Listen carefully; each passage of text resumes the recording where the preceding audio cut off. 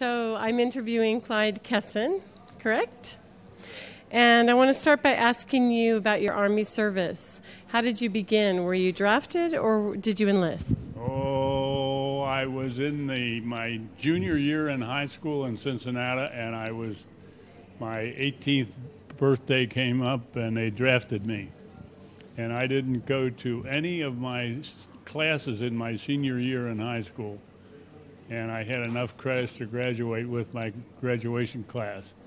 And I got a furlough from the Army to go home and graduate with them.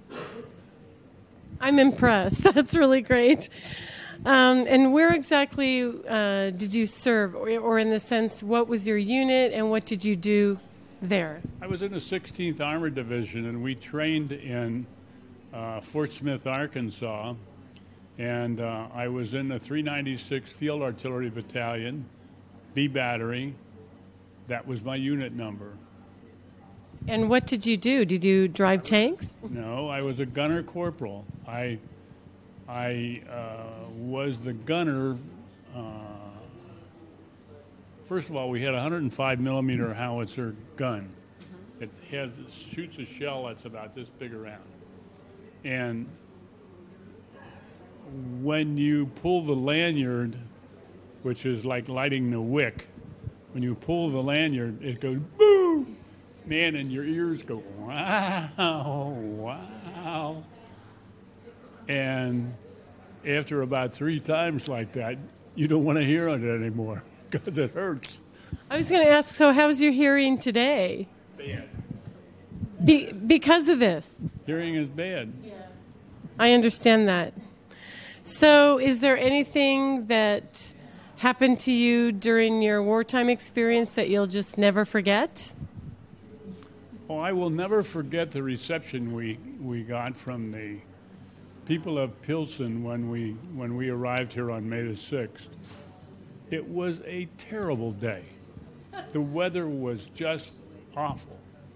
It was rainy, it was cold, it was sleety, the streets were wet, and all of these people came out of their homes and brought us bread, black bread, with bacon fat spread on it, which was a delicacy to them. To us, it was really, but we really appreciated it. I don't mean that. Strike that. But anyway, I think that was the best, the most long-lasting impression that I had was of the number of people that came out of their homes bearing gifts for the Magi. They brought wine, they brought bread, and they brought their smiles. That's wonderful. How did you get to Europe? Were you part of the Normandy invasion, or when did you come? No, we came over after the invasion. We landed at Le Havre, France, after a 4-day boat trip from New York City. And the boat we came over on was the USS Marine Panther. It was a modified Liberty ship. I don't think it was made of cement back in those days, but I think it was probably made of steel. But anyway, we embarked out of New York and arrived in Le Havre 4 days later, and we came over in a convoy. We traveled over the Atlantic from New York to Le Havre in wintertime, and it was cold and it was ugly. And when we got off the boat in Le Havre, the Frenchmen threw stones at us. They threw rocks at us because we had bombed their town, and we were some of those bad Americans that were going to try to catch the Boche and get rid of them, but they didn't give us any credit for that. Fortunately, the people in the Czech did not treat us the same way. They treat us very nicely. And how long did it take you to get here?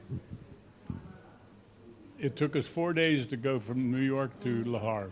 And then how long from France to? Oh well, because it probably took a couple of months, but we didn't have any equipment. We had to have our tanks, we had to have our guns, we had to have all the stuff we packed up at home, and we had to unpack that and clean it.